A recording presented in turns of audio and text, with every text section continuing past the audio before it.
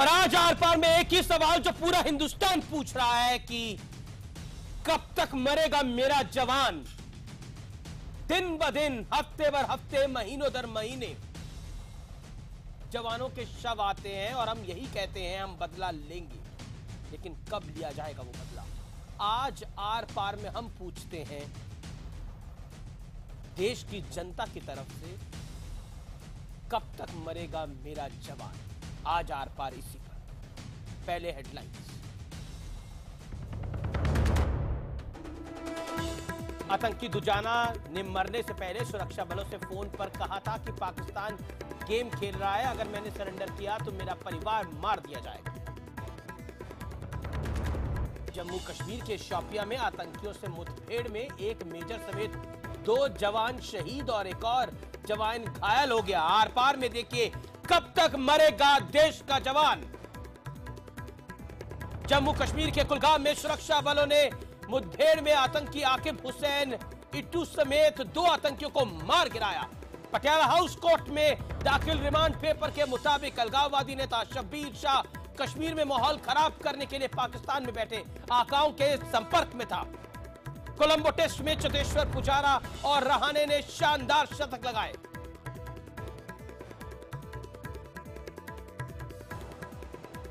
प्रायोजक है पतंजलि शुद्ध आटे की नई रेंज। शुद्ध खाइए, स्वस्थ रहिए।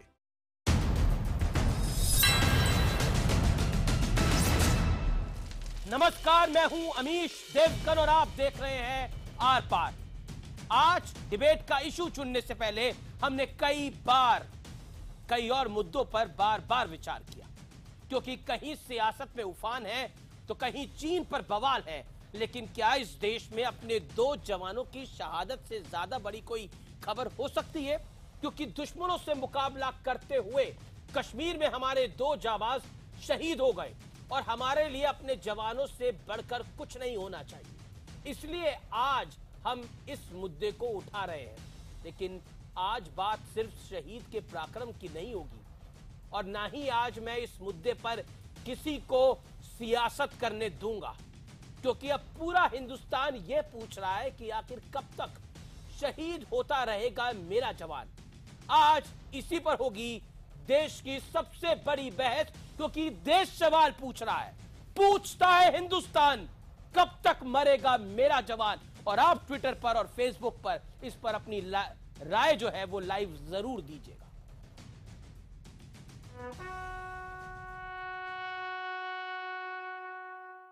कैप्टन आयुष यादव,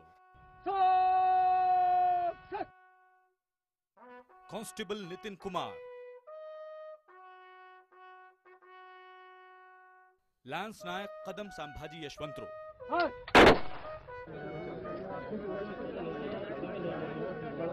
ग्रेनेडियर राघवेंद्र सिंह,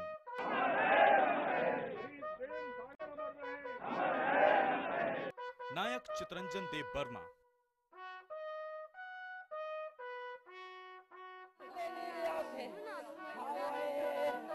और अब मेजर कमलेश पांडे और सिपाही तंजन शुतिन। आखिर हमारे देश के शहीदों की ये लिस्ट कब तक लंबी होती रहेगी? बिहार से लेकर गुजरात और कर्नाटक तक राजनीति उफान पर है। संसद में भी खूब हंगामा हो रहा है।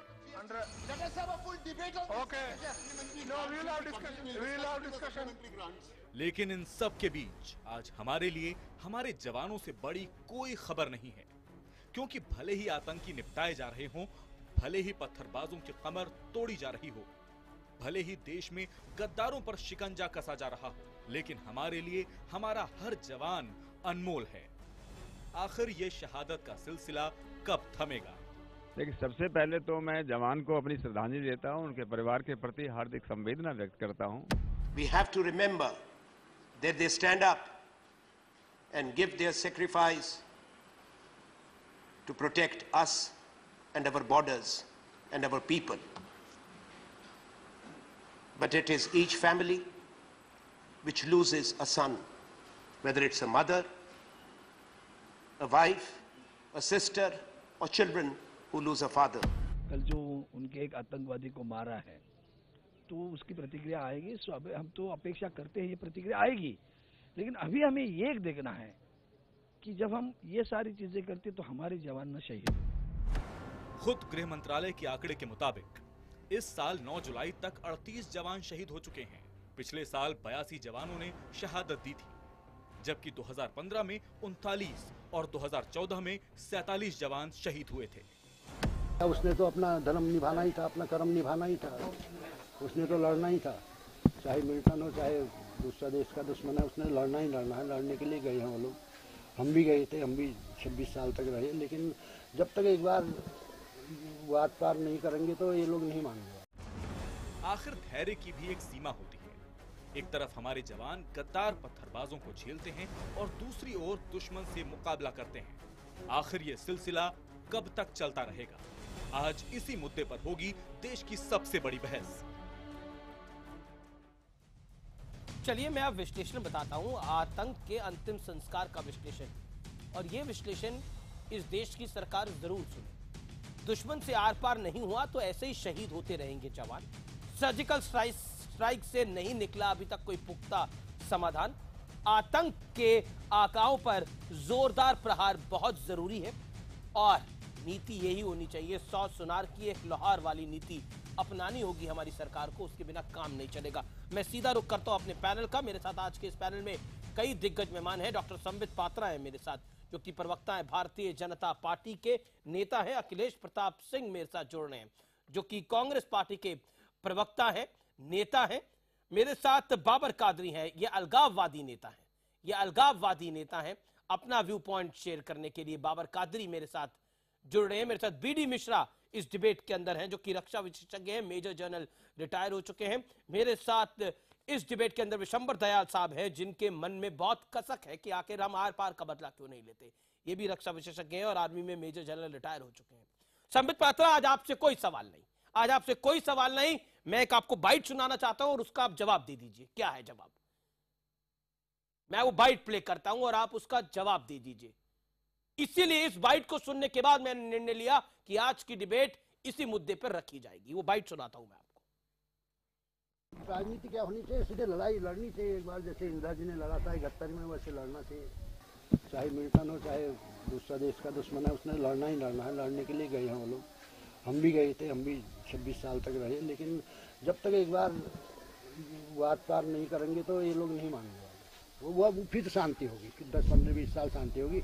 कल के दिन और लड़के ऐसे नहीं होंगे शहीद। आर पार की लड़ाई लड़नी चाहिए, जैसे इंदिरा ने 71 में लड़ी थी। शहीद के पिता गुहार लगा रहे हैं। बताइए डॉक्टर पात्रा।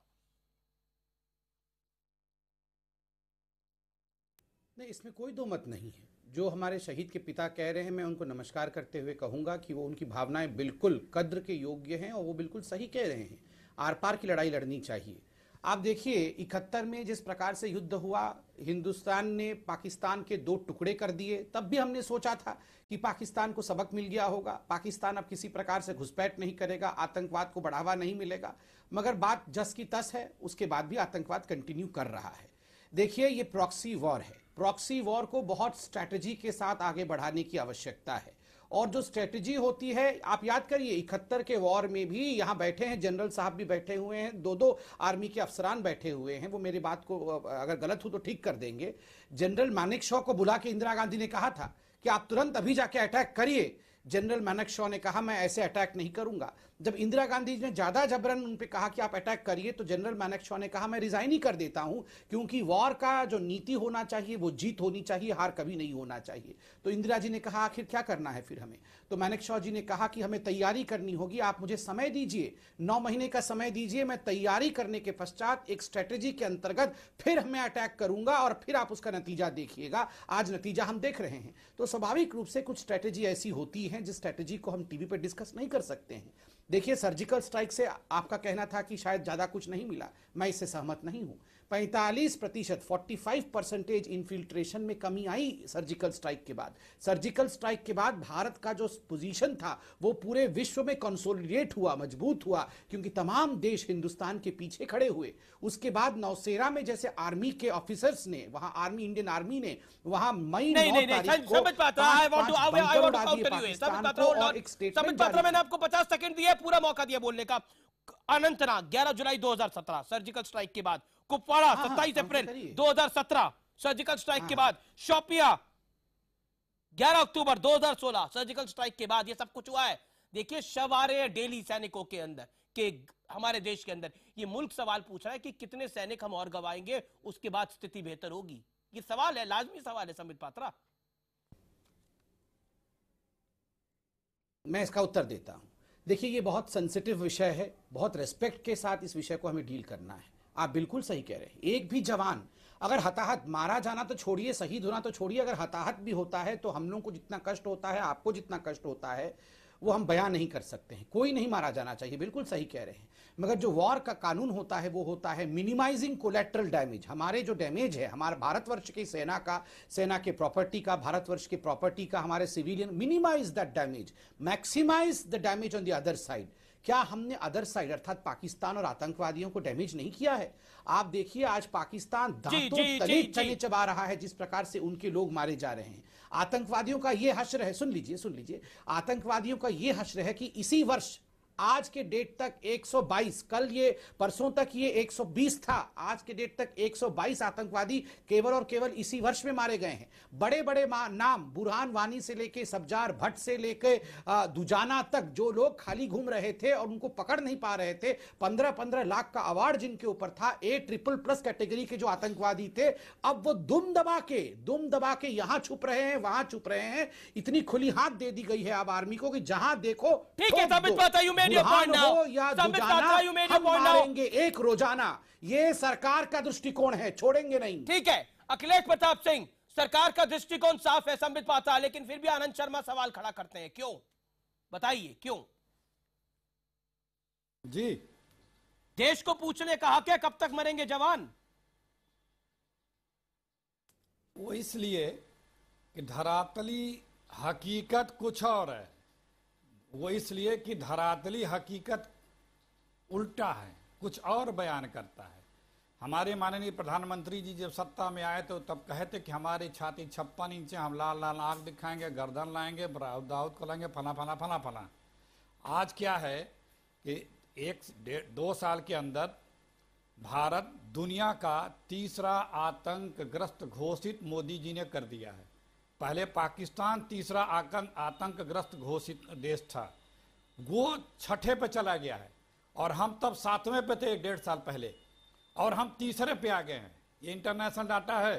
अफगानिस्तान, ईरान, अफगानिस्तान तो आपको प्रसन्नता इस डाटा पे? पीड़ित, आपको प्रसन्नता इस डाटा पे? 7वें से तीसरे पे माननीय मोदी जी का योगदान है पिछले 3 वर्षों में भारत को आतंक में लाने का। दूसरी बात जी, क्या कहा आपने? मैं कह रहा हूं आपको प्रसन्नता हो रही है, भारत तीसरे नंबर पर आ गया है, पाकिस्तान से भी ऊपर। आपने कुछ कहा? मैं कह रहा हूं आपको खुशी हो रही है, भारत तीसरे स्थान पर आया है। तो कटी जानी है मुझे, प्रसन्नता नहीं हो रही है। पहली बात मैं अनुरोध करूंगा कि मुझे बीच में ना बोलें, जैसे उन्होंने, आपने संबित पात्रा को। मैं ये कह रहा हूं कि आपने जो सवाल किया कि क्यों प्रश्न उठा रहे हैं, प्रश्न इसीलिए उठा रहे हैं कि आप ये लोग झूठ बोल रहे हैं। ठीक है, आंकड़े जो बोल रहे हैं वो मैं बोल रहा हूं, आपके प्रश्न का जवाब दे रहा हूं कि मैं प्रश्न क्यों ना उठाऊं। ये झूठ देश से बोल रहे, हकीकत कुछ और है। सर राजनीति, पिछले 3 वर्षों में सवाल उठाने की जितनी जरूरत है उतना ये मुल्क सवाल उठा रहा है। नागरिक मरे हैं, उसी लिए हम डिबेट कर रहे हैं। मैं अब सीज फायर 1343 हुआ है जी। और नहीं भाई, आप तो मुझे डिस्टर्ब ही करेंगे। जितने देर उनको समय दिया हमें भी दे दें, हम अच्छे से समझा दें गुमराह जो किया गया है। हम वही तो गिना रहे हैं कि किस तरह से गुमराह किए हैं। और कांग्रेस के समय इसका 50% भी नहीं था, वो भी आंकड़े के गिना दूं। आतंकवादी घटनाओं में 42 घटनाओं में मृत्यु जो है 42% इजाफा हुई है। अभी डिबेट पूरी चलेगी, आप कांग्रेस का डाटा गिना दीजिएगा बाद में, जो आप और कांग्रेस की हुकूमत लेकर आए हैं उसको पढ़ दीजिएगा बाद में। लेकिन मैं अब मैं बाबर कादरी का रुख करता हूं। सर 12 मिनट हो गए डिबेट को शुरू हुए हो। मैंने आपका पर्सपेक्टिव भी सुना, मैंने बीजेपी का पर्सपेक्टिव भी सुना। ठीक है अखिलेश जी अब आपने अपनी बात कह ली है। जमीनी हकीकत है जी कि ये, अब आपने अपनी बात कह ली है साहब। मैंने ठीक क्या है, मुझे तो आपने 1-1.5 सेकंड में 5 बार डिस्टर्ब किया। बिल्कुल ऐसा नहीं, थोड़ा सा न्याय किया करिए। बिल्कुल 3.5 मिनट थोड़ा सा न्याय किया करिए। 3.5 मिनट के आसपास का आपको भी समय मिला सर। मैं माफी चाहता हूं, मैं आपके पास वापस आऊंगा। मेरे को मुझे भी प्रसन्नता होगी। 12 मिनट हो चुके हैं। ठीक से नहीं, मैं आपके पास वापस आऊंगा अखिलेश जी, मैं आपके पास वापस आऊंगा। I promise I will come back to you. मेरे साथ बाबर कादरी साहब हैं, अलगाववादी नेता है। हाँ, तो मैं देख रहा था 5 बाबर कादरी साहब, आपसे मैं जानना चाहता हूं, जब सेना का जवान शहीद होता है तो दुख होता है आपको? आप सुनने के लिए तैयार है? पहले आप हम कश्मीरियों को म्यूट करते हैं, आप हमें टाइम नहीं देते, ये मेरा गिला है। दूसरा ये है, ये आप 1947 से करके आए हैं, तभी सिचुएशन ये बनी है। आप इसका जवाब सुने जो आपने पूछा था। जब भी कोई यहाँ पे मरता है, चाहे कश्मीरी हो, पाकिस्तानी हो, आज़ाद कश्मीर से आया हो, हिंदुस्तान से आया हो, जब भी कोई मरता है तो कश्मीरी की जो कॉन्शियंस है वो रोती है।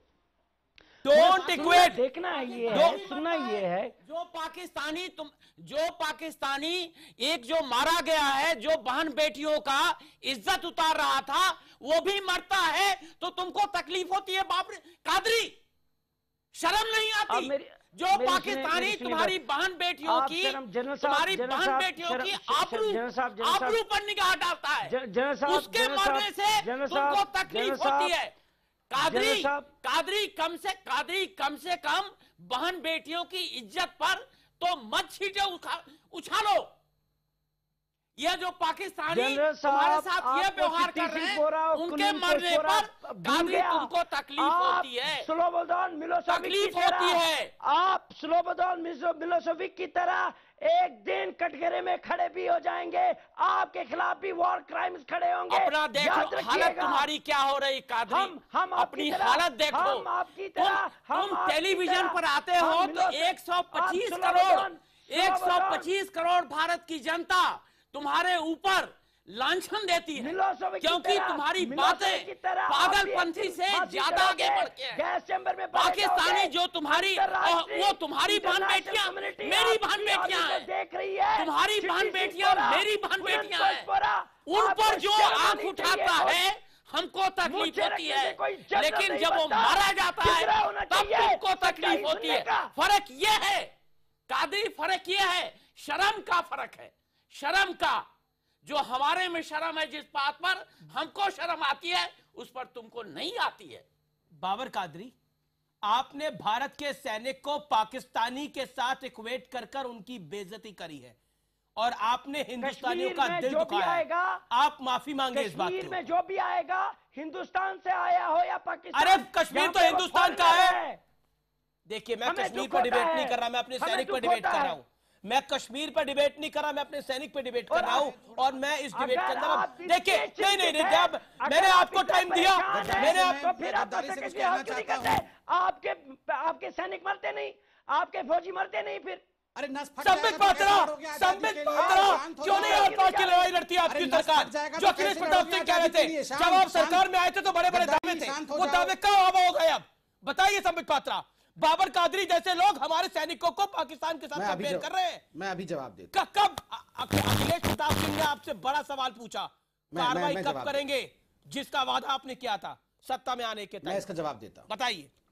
मैं जवाब दे रहा हूं। अमीश भाई सुनिए, अमीश भाई, जब हम ये डिबेट कर रहे हैं, भारत की विदेश मंत्री पार्लियामेंट में आनंद शर्मा जी के इन्हीं प्रश्नों का जवाब दे रही हैं। जिस प्रकार से सीना ठोक के सुषमा स्वराज जी ने अभी आनंद भाई को कटघरे में खड़ा किया है, मैं आपको बताता हूं। अखिलेश जी से ये सवाल पूछिए, चाइना को लेकर, पाकिस्तान को लेकर डिबेट हो रहा है। सुषमा जी ने पूछा कि दुख होता है जब पहले 1962 के समय अटल बिहारी वाजपेयी जी ने नेहरू जी को चिट्ठी लिखी थी कि नेहरू जी, ये विदेश में क्या हो रहा है? गद्दारी थोड़ा जोकरी कम, जोकरी कम। अभी बहुत सीरियस मैटर पे चल रहा है, प्लीज आपसे रिक्वेस्ट करूंगा, इस पे आप हंसिए मत। विदेश के विदेश मंत्री का विषय है, सुनिए आप। नंबर 1, सुषमा जी ने कहा नेहरू जी को चिट्ठी लिखा था अटल बिहारी वाजपेयी जी ने उस समय कि आप पार्लियामेंट का सेशन बुलाइए, हमें बताइए चाइना में क्या हो रहा है। नेहरू जी ने बात मानी, नेहरू जी ने तुरंत सेशन बुलाया और पूरे विपक्ष को इंफॉर्म किया कि क्या हो रहा था। मगर इस बार आप हिम्मत देखिए, देश के सबसे बड़े विपक्ष के नेता राहुल गांधी चाइना पे, पाकिस्तान पे, हिंदुस्तान से बात नहीं करते हैं। चाइना में जाके चाइना के राजदूत से, चाइना के एम्बेसडर से पूछते हैं कि अखिलेश बताओ प्रताप स्टैंड सिंह की क्या बात है। का जवाब अरे नहीं दिया धिक्कार संबित है आपने ऐसी अभी तक। पार्टी पे, धिक्कार है ऐसे कांग्रेस पे ओके, जो अखिलेश अपनी प्रताप सिंह, मां your turn को, now. अपनी धरती को बेच सकते हैं चंद वोटों के लिए। ये क्या सवाल पूछेंगे ये मणिशंकर की पार्टी, ये क्या सवाल पूछेगी? अखिलेश प्रताप सिंह, ये अखिलेश जी आपकी तरह बोलिए आप। ये खामोश है तो मैं इनका जवाब ठीक है, वो खामोश है, आप बोलिए, आपके हैं, आपका टाइम है ये। मैं आपको पूरा 1 मिनट देता हूं बोलने के लिए। Sambit, you made your point now. ये बोलने देंगे। दोनों भाई हैं, इन दोनों भाइयों ये को दूसरों से क्या अपेक्षा करते हैं? Babar Qadri, your audio is mute right now. करते हैं। Let Akhilesh respond. अखिलेश जी, मैं बोलने देंगे? आर्मी के चीफ सड़क के गुंडे हैं। देखिए, आर्मी के चीफ सड़क के गुंडे हैं, आप उनसे सवाल पूछेंगे। मोदी जी क्या करते हैं विदेश में? के नेतृत्व में सुषमा स्वराज को खुद ही नहीं पता रहता है, दूसरों को क्या ये बताएंगे? और आप जाके पाकिस्तान चले गए नवाज की अम्मी का आशीर्वाद लेने, सुषमा जी को पता नहीं। के राजदूत से मीटिंग विदेश करिए, राहुल मंत्रालय गांधी को कौन चला रहा है, भेजिए, सुषमा जी को पता नहीं। पूछ ले जो बयान देने के लिए भेज दी गई। और जो है, अरे भैया राहुल गांधी को बोलिए जाके अब्दुल बसीत से पूछ लेंगे क्या हो रहा है पाकिस्तान के साथ। वो कहां ही सेल्फी खिंचाना विदेश नीति नहीं है, वो तो जाके चाइना के राजदूत के साथ। भाई देखिए, मैं बीच में नहीं बोल रहा था, आपके टाइम में पाकिस्तान के साथ इनको बुरी लगेगी, इनका टेम्परेचर डाउन होगा, ये उद्वेलित होंगे, परेशान होंगे, बिलबिलाएंगे। तो भाई एक ही बोले, कोई एक बोले। जी को बोलिए, अगर इन्हीं को, अखिलेश जी बोलिए, आप अपनी बात कहिए। बोलिए अखिलेश कादरी जी, बोलिए। देखिए, ये बड़ी बड़ी बातें ये बोले थे, चौकीदार ये बने थे। बोल रहा हूं मौलाना कादरी, अंग्रेजों के ISI के एजेंट इनके पकड़े जाते हैं हिंदुस्तान में। जिस ISI से कांग्रेस सरकार लड़ रही है, सेना लड़ रही है, उनके लोग मध्य प्रदेश में इनके पकड़े जाते हैं। जिस आतंकवाद से सेना लड़ रही है, उस आतंकवाद को फंडिंग करने में आसाम में भाजपा और RSS के लोगों को सजा होती है, आजीवन कारावास होती है। इनके लोग पूरे देश में ISI की मदद कर रहे हैं और यहाँ आके घड़ियाली आंसू बहा रहे हैं। अरे शर्म करो, हमेशा से पाकिस्तान और अंग्रेजों के साथ रहे हो, कंधे से कंधा मिला के उनकी मदद किए हो, अभी भी कर रहे हो। उनको तुम पाकिस्तान के खिलाफ क्या कार्रवाई किए? चाहे कूटनीतिक, चाहे राजनीतिक, चाहे सैनिक, आपने कुछ किया? आपने पानी रोका, आपने पार्लियामेंट सदन बुला के कांग्रेस ने कहा आतंकवादी देश घोषित करो, आतंकवादियों को घोषित करो। कुछ किया? आज का सुबह का तो कभी आम, कभी अमरूद, कभी साग, कभी संतरा लेके पहुंच जाएंगे और कहेंगे अम्मी जान मैं आया हूं। भाई आम का सीजन आ गया था, अभी लेके नहीं गए आप। संबित पात्रा आपको लेके जाना चाहिए था। अरे आम का सीजन छोड़िए, राहुल गांधी और आप न्यूज़पेपर पढ़ते भी हैं सुबह। आपने फिर ये बीच में बोल रहे हैं, मुझे इनकी आवाज सुनाई नहीं दे रही है, आवाज कट के भी आ रही है। नेहरू जी ने ट्रीटी मैं किया आपको सिर्फ ये बता रहा हूँ कि ये सब भाजपा ISI से मिले हुए हैं।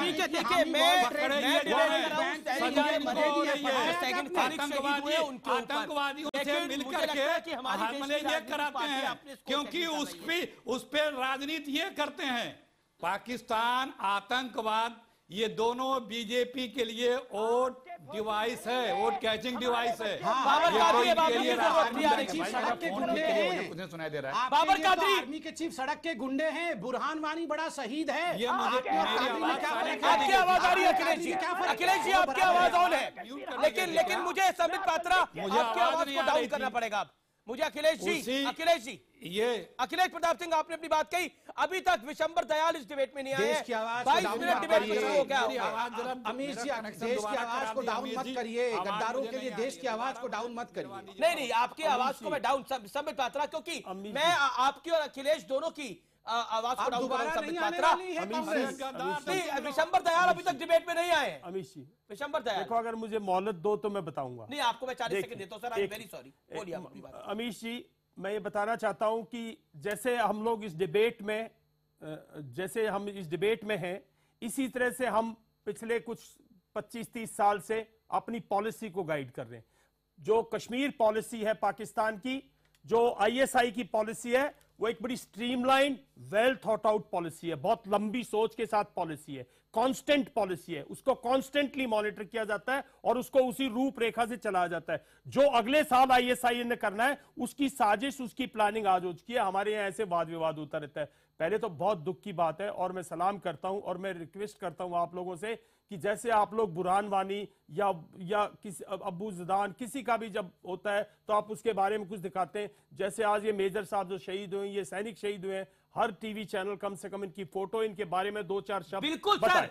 आज जब मैंने सुबह खबर मेरे पास आई तो मुझे बहुत दुख हुआ, लेकिन उससे ज्यादा दुख हुआ जब उस शहीद का पिता सामने आया। मैं बिल्कुल, और उस शहीद के पिता ने जो बात की है वो सोचने की बात है। मैं कुछ कहना चाहता हूं, देखिए सिक्योरिटी फोर्सेस, मैं बार बार कह चुका हूं, संबित पात्रा जी बुरा मानने की जरूरत नहीं है, सिक्योरिटी फोर्सेस पिछले 3 साल से बहुत मुहिम कर रही है और इसमें कोई निसंदेह नहीं, ऑपरेशंस बड़े वेल ऑर्गेनाइज्ड हैं और बहुत उससे, लेकिन जो ग्राउंड पे सिचुएशन है, देखिए नॉर्थ कश्मीर से टेररिज्म साउथ कश्मीर में आ गया। साउथ कश्मीर में जो कि PDP का गढ़ है, सुमित पात्रा साहब, डॉक्टर साहब, वो उनका गढ़ है। जब ये साउथ कश्मीर में आया है, और अगर आप पिछली लिस्ट देखें जो रिलीज की थी इन्होंने मोस्ट वांटेड की, सारे यंग टेररिस्ट हैं जो 2014 से मैं ब्रेक के लिए रुक रहा हूं, मुझे ब्रेक लेना पड़ेगा। मैं नॉन स्टॉप 22 मिनट तक आया हूं, मैं ब्रेक के लिए रुक रहा हूं, लेकिन ब्रेक पर जाने से पहले बाबर कादरी बहुत चिल्ला रहे थे और कह रहे थे कि मेरे देश का सैनिक और पाकिस्तानी बराबर है। मैं बाबर कादरी आपको ब्रेक के बाद एक ऐसा फैक्ट बताऊंगा कि आपका सिर जो है, जो आप कश्मीरियों के लिए उठाते हैं, वो शर्म से झुक जाएगा। क्यों और कैसे, ब्रेक के बाद मैं आपको बताऊंगा। आप देखते रहिए आपका।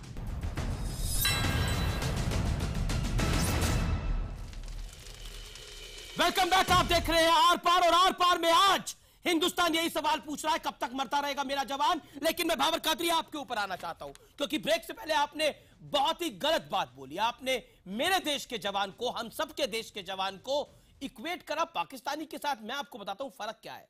मेरे देश का जवान आपको बाढ़ से बचाता है, और पाकिस्तानी अबू दुजाना, आतंकवादी अबू दुजाना ने अप्रैल में पंपोर में एक गांव में आपके कश्मीरी सरपंच फयाज अहमद भट्ट को मौत के घाट उतार दिया था, उसकी हत्या कर दी थी, उसका मर्डर कर दिया था। दुजाना पाकिस्तानी था और फयाज अहमद भट्ट कश्मीरी थे। बताओ किसके साथ हो, फयाज भट्ट के साथ या अबू दुजाना के साथ? कुछ पढ़ा है? आप पढ़े लिखे हैं? मैं बिल्कुल पढ़ा लिखा हूं। क्या गिलगित बल्तिस्तान पाकिस्तान का पार्ट है?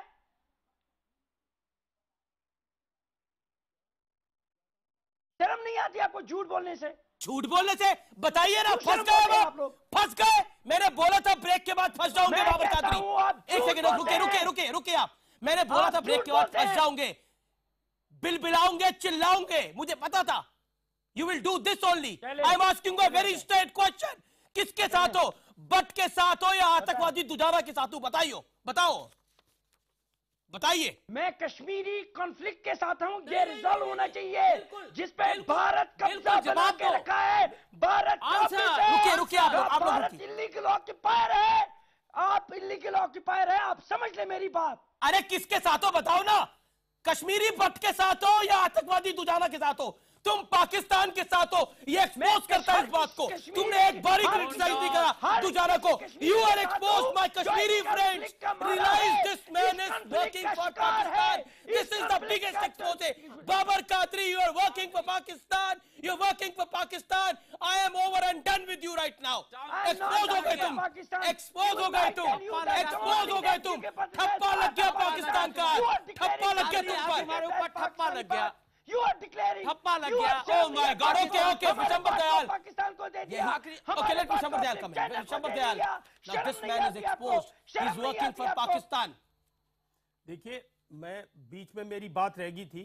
जो मैं मुद्दा कह रहा था वो यही था कि पिछले 2-3 साल में ऐसे काफी कादरी जो गद्दार बन गए हैं, पाकिस्तान के एजेंट बन गए। पाकिस्तान के नहीं, देखिए पूरा जो ये जिसको ये बोलते ना, जिसको ये कादरी जो भाषा बोल रहा है, यही चीज ISI ने शुरू की थी। मैं अपने कौम का वफादार हूं। कौन सी कौम? कौन सी कौम? तुम कौन सी कौम? बात सुनो इनकी। कौन सी कौम? तुम्हारी कोई कौम नहीं।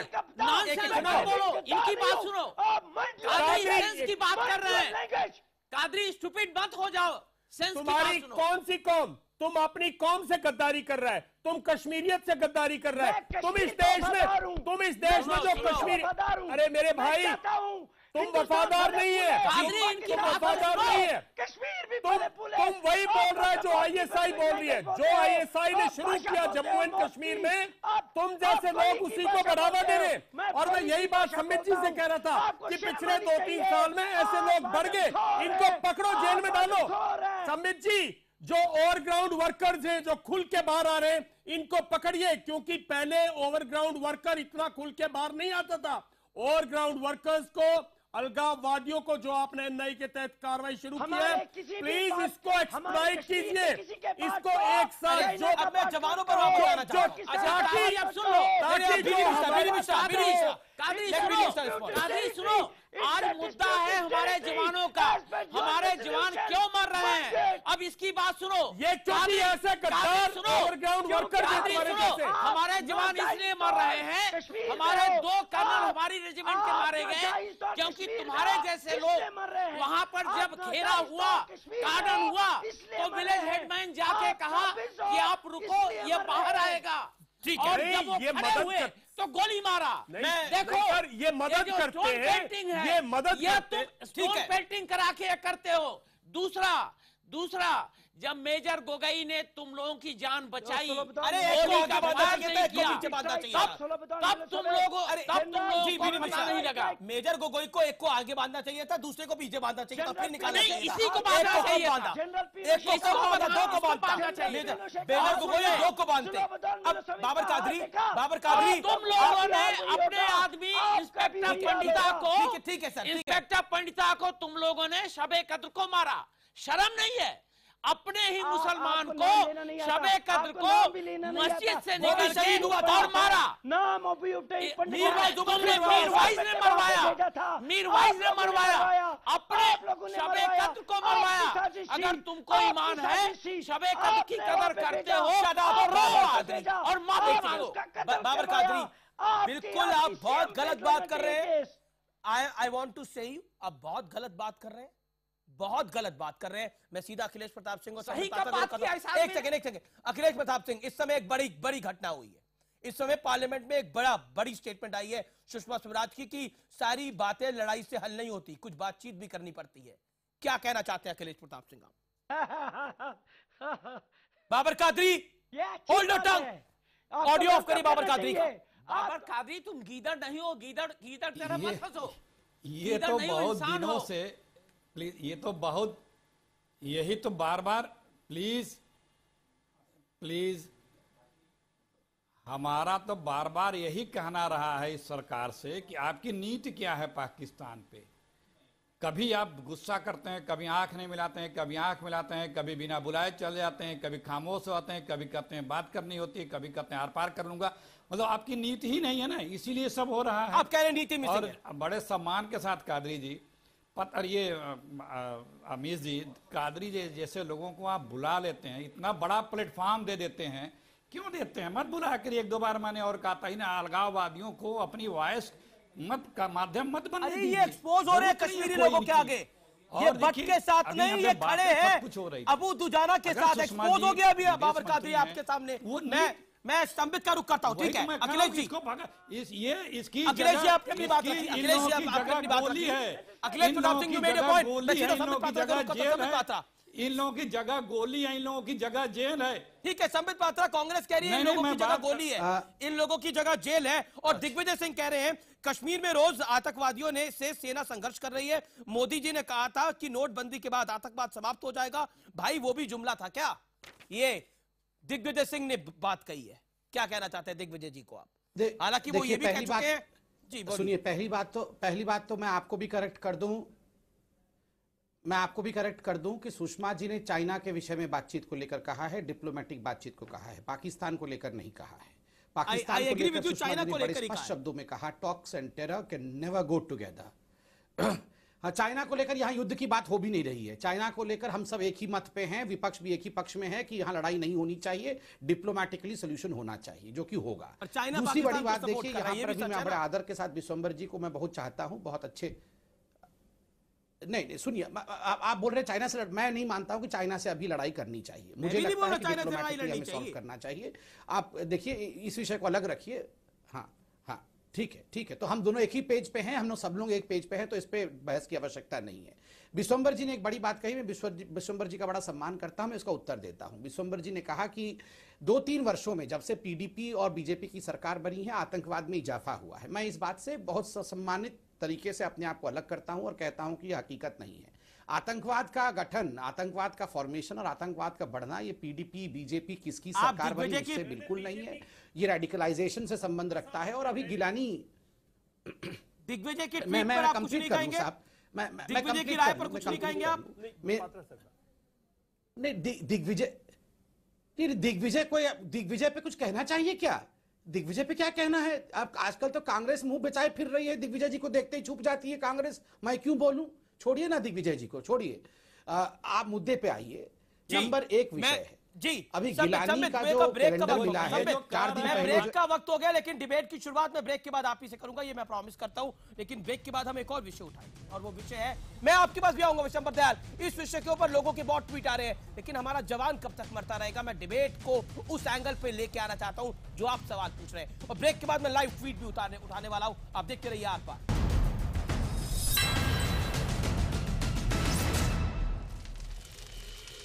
आप देख रहे हैं आर पार और एक व्यूअर पूजा शर्मा लिख रही हैं कि instead of combating with the situation Akhilesh is doing politics. जिस दिन आतंकवाद पर राजनीति बंद हो जाएगी उस दिन आतंक खत्म हो पाएगा, ये बात लिख रही हैं। और संबित पात्रा आपके लिए, बीजेपी के लिए एक सज्जन लिख रहे हैं और बहुत सीधी और साफगोई से लिख रहे हैं कि मोदी सरकार से हमें उम्मीदें थी, लेकिन 3 साल में जो कुछ हुआ उसके बाद हम ये कह सकते हैं हमें अब भी इंतजार है। बताइए संबित पात्रा, आपकी बात भी इनकम्प्लीट रह गई थी पहले। देखिए मैं अभी जो बात कह रहा था इस ब्रेक से पहले, मैं पहले उसे मैं उसे कंप्लीट कर लूं, उसके बाद मैं आगे का जो पूछा गया उसका जवाब दूंगा। देखिए मैं ये बता रहा था गिलानी का जो प्रोटेस्ट कैलेंडर अभी एनआईए ने रिकवर किया था कुछ 4 दिन पहले, वो अखबारों में भी छपा था। मैं इसलिए बता रहा हूं इस कैलेंडर के विषय में कि आतंकवाद के ओरिजिन को कभी पॉलिटिकली मत देखिए, उसके पीछे इस्लामिक रेडिकलाइजेशन को देखिए। इस कैलेंडर में बताया गया है कि हिंदुस्तान के सरकार के खिलाफ आपको आवाज बुलंद करनी है तो आप मस्जिदों से आजादी के नारा लगवाएं, मस्जिदों से इस्लामिक सॉन्ग्स, एग्जैक्टली जो वर्ड यूज किया गया है वो इस्लामिक सॉन्ग किया गया है, इस्लामिक सॉन्ग्स जो कि युवकों को सड़क पे आने के लिए मजबूर करे, ऐसे गाने आप चलाएं, ये कैलेंडर में लिखा हुआ है। तो स्वाभाविक रूप से ये कोई भारतीय जनता पार्टी के सरकार के आने के बाद आतंकवाद आरंभ हो गया, ऐसा नहीं है, ये इस्लामिक रेडिकलाइजेशन हो रहा है। दूसरी बात है, जिन साहब ने ये सवाल हमें पूछा ट्विटर के माध्यम से कि मोदी सरकार से बहुत एक्सपेक्टेशन है, और भी बहुत सारे सवाल जनता से कहूंगा, वो जनता है, मैं उनका सम्मान करता हूं कि आप देखिए, बिल्कुल ठीक बात है, मैं उसी का जवाब दे रहा हूं। आपने एक रिप्रेजेंटेटिव सवाल पूछा है कि इसी वर्ष मैंने कहा 122 आतंकवादी मारे गए हैं, सबसे ज्यादा आतंकवादी इस दौरान मारे गए हैं। बुरहान वानी 2006 से जिस प्रकार खुले घूम रहा था उस पर किसी ने मारने की उसे कोशिश नहीं की, क्योंकि कहीं ना कहीं उसे एक संरक्षण प्राप्त था। इस बार देखिए आर्मी को खुला हाथ दिया है मोदी जी की सरकार ने। बुरहान वानी से लेकर जितने भी उसके सक्सेसर हुए एक एक को उड़ा दिया गया है। भविष्य में भी जो सक्सेसर होगा उसके भी दिन केवल गिने हुए हैं, वो भी मारा जाएगा। आज वो सुन ले, टीवी के माध्यम से सुन ले, जो लोग आतंकवाद में सक्सेसर बन के आ रहे हैं, चाहे वो एलईटी के हो, चाहे वो हुजी के हो, चाहे किसी और कैंप के हो, उनमें से किसी एक को भी बख्शा नहीं जाएगा। उनको बाबर कादरी को क्या करना है? बाबर कादरी ना मणिशंकर अय्यर बाबर कादरी को बचा नहीं सकते हैं। बाबर कादरी जैसे लोग जिनके लिए आर्मी चीफ ने बहुत अच्छा शब्द प्रयोग किया, over ground worker of terrorist. अगर बाबर 2017 में आ जाइए, तो बाबर कादरी आपको भी बख्शा नहीं जाएगा। मैं सेल्फ डिटर्मिनेशन, चुपचाप जाके कोने में बैठ जाओ। अभी अखिलेश जी की पार्टी पे एक सवाल खड़ा करा। ओके, अखिलेश प्रताप सिंह, क्यों कहते हैं दिग्विजय सिंह की जुमला दे रही है मोदी सरकार? और दिग्विजय सिंह तो ये भी कहते हैं कि कश्मीर घाटी में तैनात सेना भी मारती है और आतंकी भी मारते हैं, ये भी दिग्विजय सिंह कहते हैं। क्यों कह देते हैं दिग्विजय? अरे दिग्विजय सिंह तो 26/11 को भी आरएसएस का साजिश अब जवाब, अब मौका अखिलेश जी का है, अब मौका संबित जी, अब अखिलेश सिंह का मौका है। अखिलेश जी अब अपनी बात कहिए, जरा बोलने दीजिएगा। बिल्कुल बोलने दीजिए आप। जरा बोलने दीजिएगा। बाबर कादरी बोलने दीजिएगा। मौत की जबान बोलनी है। देखिए ये कौन आतंकवादी कोई बोल रहा है क्या? बाबर कादरी बोल रहे हैं, सही पहचान। देखिए देखिए देखिए देखिए देखिए देखिए देखिए हाँ देखिए अमीश देवगन जी 2.5 मिनट अभी बोले हैं। संबित पात्रा इसके पहले 2 मिनट बोले थे। 52 मिनट से बोलना शुरू किए थे। हमें समय दीजिएगा। देखिए जिस तरह से कादरी परेशान हो रहे हैं उसी तरह से हमारे संबित पात्रा परेशान हो रहे हैं। दोनों की भाषा, लैंग्वेज, बॉडी लैंग्वेज एक सी है। उसका कारण क्या है मैंने पहले बता चुका हूं कि 7वें पायदान से 3रे पायदान पे ला दिया। भारत आतंकवाद त्रस्त राष्ट्रों में मोदी जी ने पहुंचा दिया। जब जिस बुरहान वानी को इन्हीं के डिप्टी सीएम बोलते हैं कि गलती से सेना ने मार दिया, बड़ा अफसोस है, दर्दनाक है। इनकी सरकार उसको कंपनसेशन देती है। जो मेजर गोगोई अगर बोनट पे बिठाता है उस पे इनकी सरकार उस गोगोई उसकी रेजिमेंट पे राजपूताना राइफल पे मुकदमा दर्ज कराती है। जो लोगों को वहाँ आतंकवादियों को ये सपोर्ट करते हैं। सड़क का गुंडा बोल रहे थे भैया। अरे तुम्हें तो यार मौका दे करके ये लोग खामोश हो यार। दोनों आतंकवादी एक साथ ना बोलो, दोनों आतंकवादी एक साथ ना बोलो भाई, खामोश रहो। दोनों लोग एक ही हो, आप लोग एक ही बोलो। मेरे पास आखिरी 30 सेकंड है। आप दोनों को दे रहे हैं। परिवार के बोल रहे हैं। समित जी देखिए मैंने आपको मौका दिया, मुझे मौका दो। देखिए समित जी मैंने बीजेपी का कोई नाम नहीं लिया था। समित जी आपको मेरी बात सुननी पड़ेगी। मैंने कभी बीजेपी का नाम नहीं लिया था। मैंने बोला था साउथ कश्मीर में मैं आज भी पिछले 3 साल में देखिए पुलवामा, बदाऊं और अनंतनाग में जितने इंसिडेंट हुए सभी इतिहास में नहीं हुए। मैंने दूसरी बात बोली थी वो पीडीपी का गढ़ है। ठीक है सर, ठीक है। तीसरी बात मैं बोल रहा हूँ कि वर्कर्स वहां बिल्कुल खुलेआम घूम रहे। चौथी बात आप मेरी सुनिएगा कि ये जो बाबर कादरी वगैरह है इनके खिलाफ कार्रवाई कीजिएगा। आप जब तक इनके खिलाफ कार्रवाई नहीं करेंगे जब तक बाबर कादरी आप तमाम लोगों का शुक्रिया। मेरे पास अब समय नहीं है, मैं माफी चाहता हूं। आपके पास आखिरी 20 सेकंड के लिए आप आया। Thank you so much Akhilesh ji आपका अपनी राय देने के लिए। संबित पात्रा आपका बहुत बहुत शुक्रिया। फिलहाल आर पार में इतना ही।